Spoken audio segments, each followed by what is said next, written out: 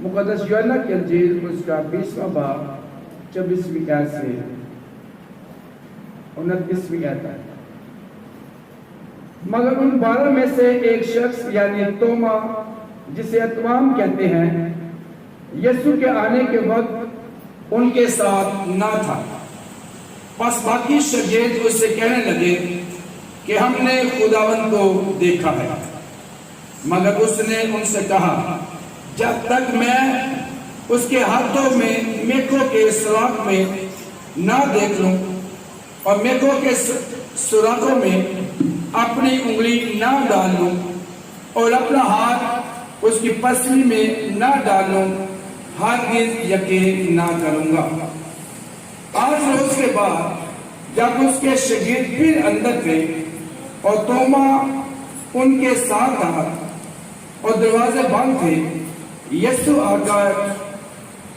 यीशु ने आकर और बीच में खड़ा होकर कहा, तुम्हारी सलामती हो। फिर उसने तोमा से कहा, अपनी उंगली पास लाकर मेरे हाथों को देख और अपना हाथ पास लाकर मेरी पसली में डाल और बेइत्तेकाद ना हो बल्कि इत्तेकाद रख। तोमा ने जवाब में उससे कहा, ऐ मेरे खुदावन, ऐ मेरे खुदा। यीशु ने उससे कहा, तू तो मुझे देखकर ईमान लाया, मगर मुबारक वो है जो बगैर देखे ईमान लाए। पाकलाम के पढ़े सुने जाए पर हम सब बुलंद आवाज से बोलेंगे आमीन।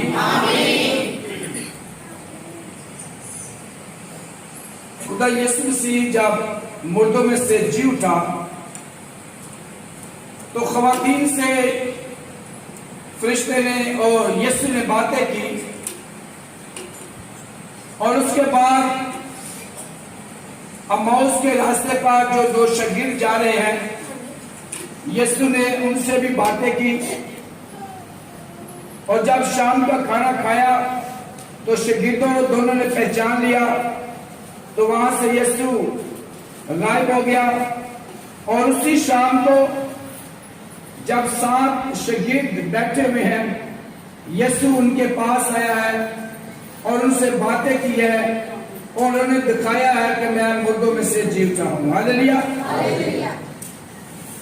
जब इसी दफा यीशु मसीह उनमें मौजूद होता है, मिलता है, तो उनमें से जो 11 थे, 11 में से एक जो था वो वहां पे मौजूद ना था और वो तोमा था। और जो तोमा रसूल है उसको बताया जाता है कि यीशु मसीह मुर्दों में से जी उठा है। लेकिन जो तोमा रसूल है ये इस बात में यकीन नहीं करता। वो भूल गया है कि यीशु मसीह ने, उनके उस्ताद ने कहा था कि मैं 3रे दिन जी उठूंगा। वो यीशु के साथ रह रहा है लेकिन वो भूल चुका है कि यीशु ने ऐसे फरमाया था। या यूं कह लीजिए कि जिस तरह अम्माउस के रास्ते पर 2 शागिर्दों की आंखें बंद हो गई, तो तोमा रसूल की भी आंखें इस वक्त बंद थी। और जब ये वहां पे मौजूद नहीं, शागिर्दों से यीशु ने आकर सलामती की बातें की हैं, तो ये कहता है कि मैं हरगिज़ यकीन नहीं करूंगा। मैं हरगिज़ यकीन नहीं करूंगा। और मुझे ये बात बड़ी पसंद है कि मैं हरगिज़ यकीन नहीं करूंगा, यानी कि मैं अपनी जिंदगी का तजर्बा करके सीखूंगा। और जब एक इंसान अपनी जिंदगी का तजर्बा करके आगे बढ़ता है तो उसका जो यकीन होता है उसका कोई मुकाबला नहीं कर सकता। हालेलुया। तो ये रसूल जो है वो एक अपनी जिंदगी का तजर्बा करना चाहता है और यकीन के बाद, जब तजर्बे के बाद यकीन पैदा होता है, उसको कोई कम नहीं कर सकता। और इसने अपने यकीन को मजबूत करने के लिए कहा कि जब तक उसके हाथों में और उसकी पसली में अपनी उंगली डालूंगा मैं यकीन हरगिज़ ना करूंगा। और जब दूसरी दफा जब यीशु उनसे मिलता है तो यीशु तोमा से कहता है कि आ अपना हाथ मेरे हाथों में, जख्मों में, मेखों में और मेरे पसली में डाल, इसलिए कि रूह की हड्डी नहीं होती, रूह के पास जिस्म नहीं होता, लेकिन देख मैं रूह नहीं हूं,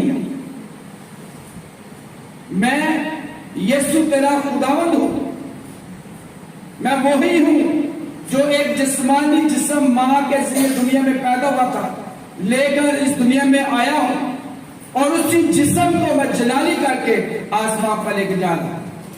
इस जिस्म को देख, इस जिस्म को टच कर, इस जिस्म के अंदर अपनी उंगलियों को डाल, इस जिस्म के अंदर जो पसली है उसके अंदर उंगली डाल, फिर तू जानेगा कि मैं रूह नहीं हूं, मैं वही जिस्म जो खुदा ने, जो खुदा की सूरत में मैं दुनिया में पैदा हुआ था लेकर आया हूं, उस जिस्म को मैं जलाली करके तेरे सामने खड़ा हूं।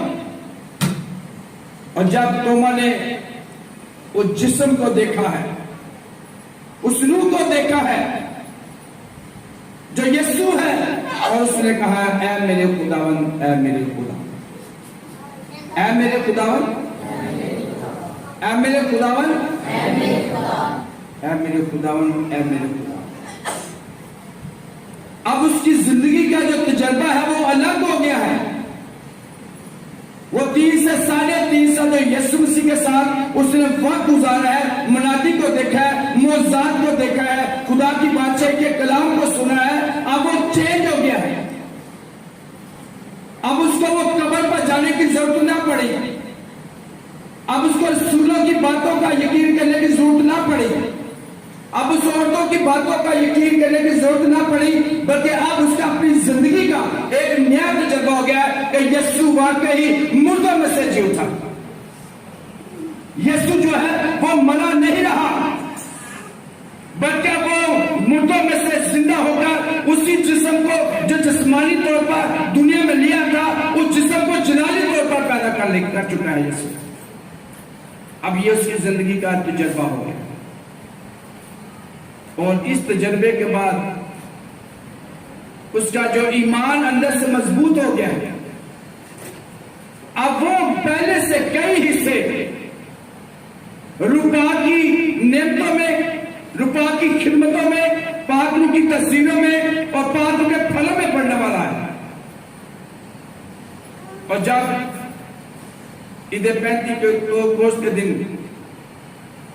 रूह कुदस उन पे नाज़िल हुआ, तो उसके बाद दलेरी के साथ ये रसूल वहां से यरूशलेम से निकल चुका है और मुख्तलिफ मकामात पर जाते हुए यीशु की मनादी कर रहा है। और ये वो रसूल है जो पाक सरजमीन पाकिस्तान की हदों में आया, जिसने पाकिस्तान की हदों में आकर यीशु मसीह के नाम की मुनादी की है। किसी को याद है किस जगह पे पाकिस्तान की मकाम पर इसने खिदमत की? टेक्सास। यहां पर आकर उसने यीशु मसीह के नाम की मुनादी की है। बताया है कि यीशु एक कुंवारी से पैदा हुआ, यीशु ने मौजूद किए हैं, यीशु ने खुदा की बादशाही की सच्ची तालीम दी है, और दुनिया का वाहिद ये नबी है जो मुर्दों में से जिंदा हो गया। ये जिंदा आसमान पर नहीं गया, बल्कि ये मरकर मुर्दों में से जिंदा होकर गया है। हालेलुया। और इसकी मनादी इतनी मजबूत हुई कि आज पाकिस्तान में हर शहर में मसीही खुदा यीशु के नाम को चलाते हैं। और यहां से वो तोमा रसूल आगे भी गया है, इंडिया में गया है और वहां पे शहादत का जाम पहना है। आज हम यीशु मसीह के जी उठने का इतवार के बाद पहले इतवार है उसको मना रहे हैं। इसको इंटरनेशनल तौर पर रहम का इतवार भी कहा जाता है कि इस इतवार खुदा का रहम ज़ाहिर हुआ है। और आज हम इस दिन को इसलिए मना रहे हैं कि रहम का इतवार है। क्या खुदा हम पर रहम कर, ताकि हम तेरे पाक रूह की नेमतों में बढ़ते जाए, पाक रूह की खिदमतों में बढ़ते जाए, पाक रूह की तस्वीरों में बढ़ते जाए, पाक रूह के फलों में बढ़ते जाए, और खुदा का पाक रूह हम में जाहिर हो और हम पाक रूह की नेमतों फजलों से, उसकी प्रकाश से हम दूसरों तक यीशु की मुनादी को लेकर जाते हैं। लिखा है, क्या तोमा, यीशु ने कहा, क्या तोमा देख, तू देखकर ईमान लाया है, तू देखकर ईमान लाया है, मुबारक है वो जो बगैर देखे ईमान लाया। यीशु को हमने जिस्मानी तौर पर नहीं देखा, रूहानी तौर पर तो हम हर रोज हर वक्त देखते हैं, महसूस करते हैं अपनी जिंदगी में, लेकिन जिस्मानी तौर पर हमने नहीं देखा। तोमा ने देखा, लेकिन यीशु मसीह उनसे कह रहा है, क्या तोमा तू तो देखकर मुझ पर ईमान लाया है, मगर मुबारक वो है जो बगैर देखे ईमान लाए। और उनमें यीशु अल मसीह नासरी आपको और मुझे मुबारक कह रहा है। आपको मुझे क्या कह रहा है? मुबारक कह रहा है। बोलिएगा, मुबारक कह रहा है। कौन में कह रहा है? यीशु से में क्या कह रहा है कि तू मुबारक है जो बगैर देखे मुझ पर ईमान लाया है। और हम जो बगैर देखे यीशु पर ईमान लाते हैं, हम मुबारक हैं। क्या कोई बता सकता है कि मुबारक का क्या मतलब है? जी बाजी सोनिया, क्या है मुबारक का मतलब? कोई और? पाक, रास्तबाज और जी खुशखबरी पाने वाला। मुबारक कौन है? जी मिसेस रजा,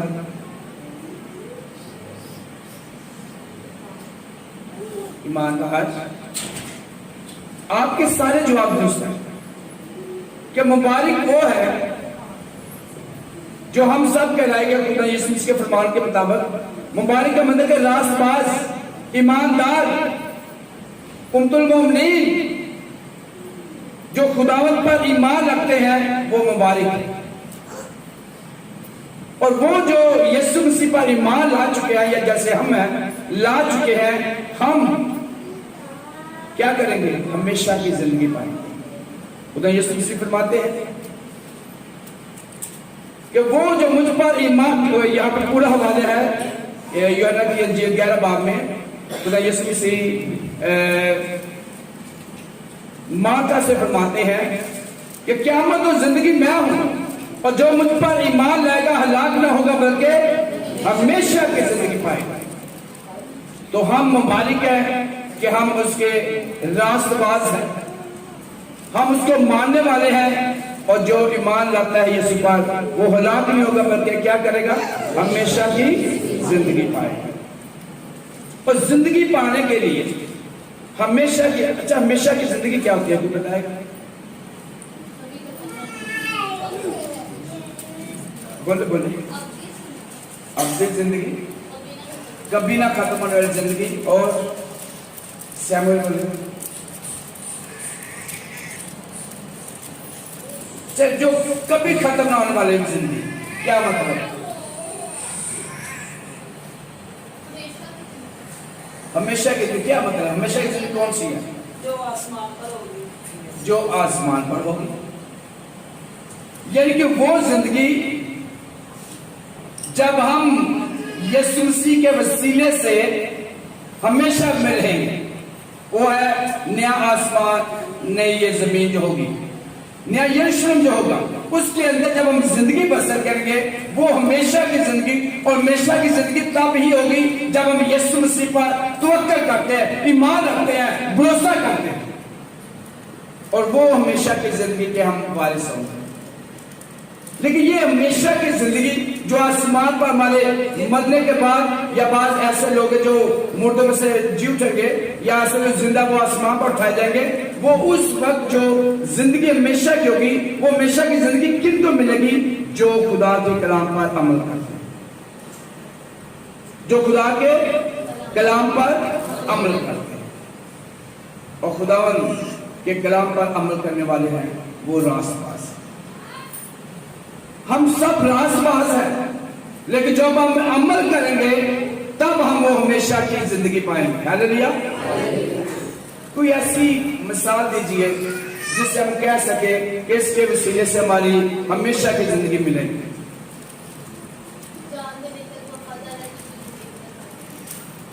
नहीं, कोई ऐसा अमल बताएं जिसके वसीले से हम हमेशा की जिंदगी पाएंगे। खुदावंत को ज्यादा टाइम देने से नो। वफादारी तो उसी में, कैसे वफादारी?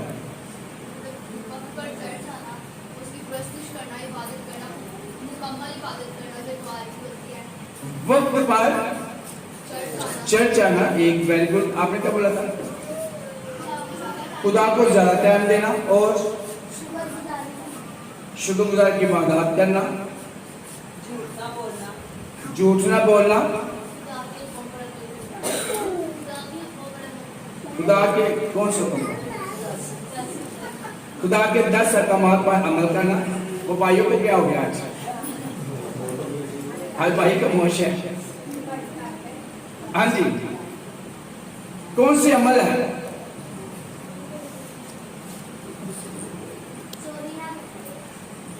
चोरी न करना,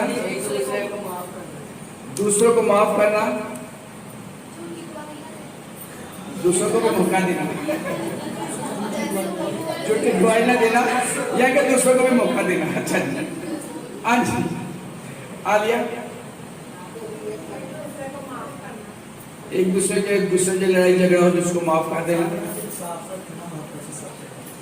अपने दिल को साफ रखना। हाँ जी, मैनुअल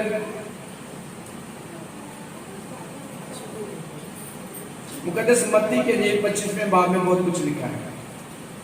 भूखे को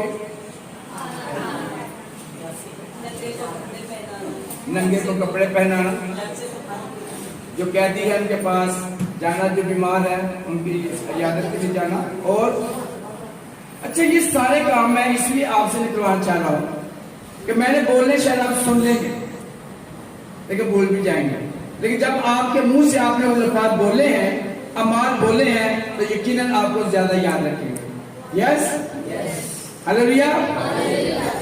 तो जो हमेशा की जिंदगी पाएगा वो यीशु पर ईमान लाने से पाएगा।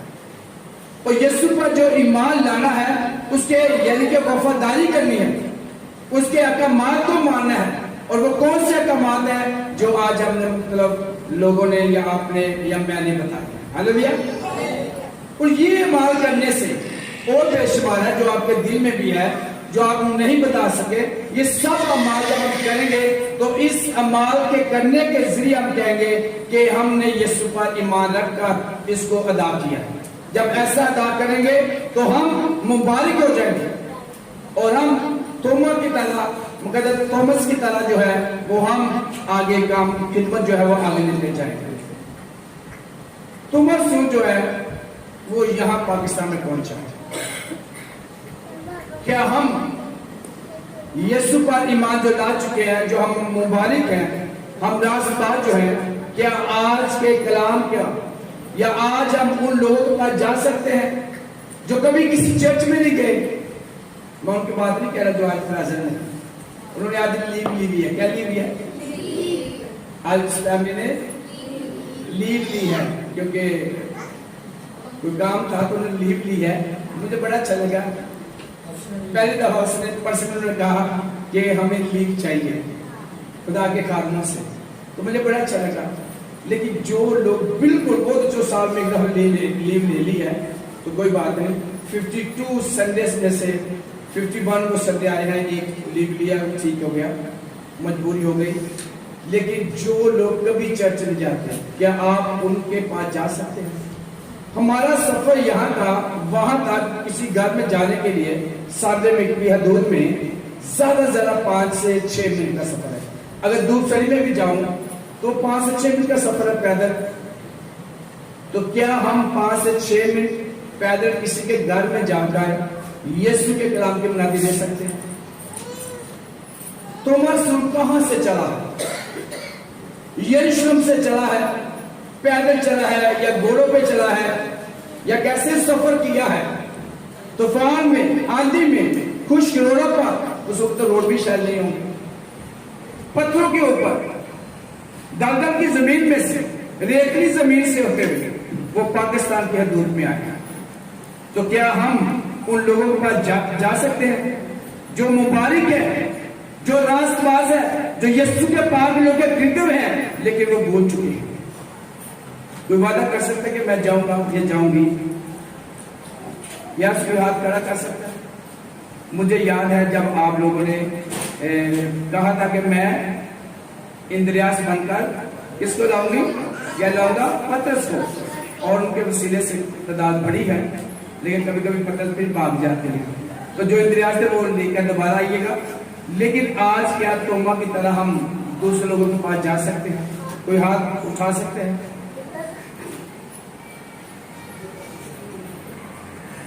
हाँ जी, हमारे मोहल्ले में देख रहे कई ऐसे, मैं कहता हूँ किसी भी कोई चर्च में, किसी भी डिनोमिनेशन में जा रहा है, पहले उन्हें जाने दें। लेकिन जो कहीं भी जाते हैं, क्या उनको तो हमारी खिदमत बनती है, लेकिन उनको खुदा उनके पास लाए? क्या कोई लाएगा तोमा की तरह बन के? आज कोई तोमा नहीं बनेगा। हाँ जी, ये कि तोमा की खिदमत मुश्किल थी, इसलिए हम तोमा बनना नहीं चाहते। खुदा आपको ऐसा करने की बरकत दे, यीशु मसीह के नाम में।